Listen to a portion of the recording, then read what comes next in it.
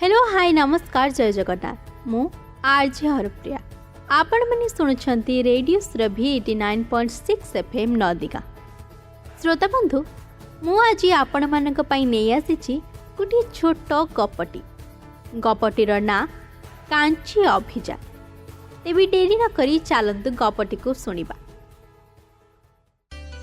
बहुत दिन तलर कथा ओडिशार गजपति महाराज पुरुषोत्तम देव कांची राजांकर झियो पद्मावती को विवाह करने को चाहूथिले, किंतु कांची राजा यहाकू प्रत्याख्यान करदेले। आउ से अपमान करी कहले जे ओडिशार राजा रथयात्रा समय रे झाड़ूदार काम करती, तेणु मो झियो को तांको सह विवाह देबी नाही। एही अपमान सही न पारी पुरुषोत्तम देव कांची आक्रमण कले, किंतु प्रथम युद्धरे से हारिगले। हताश होई से श्री जगन्नाथ पाखरे रोदन कले। सेही राति रे महाप्रभु स्वप्न रे आसी कहिले, तुमे पुणी थरे युद्ध को जाओ, एथर आमे दुई भाई तुम सेना आगरे रही युद्ध करिबु।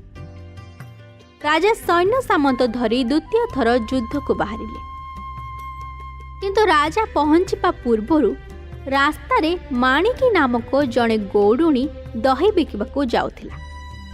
से देखिला दुई जन सुंदर युवक, जड़े कला घोड़ारे एवं अन्य जड़े धला घोड़ारे बसी जाउछंती। सेमानंकु बहुत शोष लागुथिला। सेही दुई जन युवक हेले छद्मवेशी जगन्नाथ और बलभद्र। से माणिकी ठारू दही पीले, किंतु सेमानक पाखरे पैसा नथिला। तेणु कला घोड़ारे बसीथिबा युवक निज हाथरू एक रत्नमुदी काढ़ी माणिक को देई कहिले, माँ आम पाखरे पैसा नहीं, आम पछरे आम राजा आसुछंती, तुमे एई मुदी नेई तांको देखाई तुमर दही पैसा मागी नेब। किछि समय परे जेतेबेले गजपति पुरुषोत्तम देव सेठारे पहुंचिले, माणिकी तांको अटकाई सही मुदी देखाइला। राजा सही मुदी देखि आश्चर्य होई गले। से जानी पारिले जे यह साधारण मुदी नहे, यह हेउछि स्वयं श्री जगन्नाथंकर रत्न मुदी।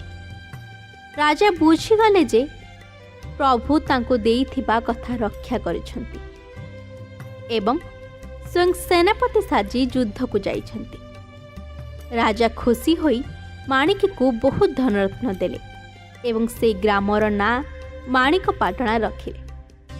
शेषरे राजा कांची युद्धरे विजयी हेले एवं राजकुमारी पद्मावती को ओडिशा नहीं आसिले। श्रोता बंधु आज एतिकी रहिली, नमस्कार।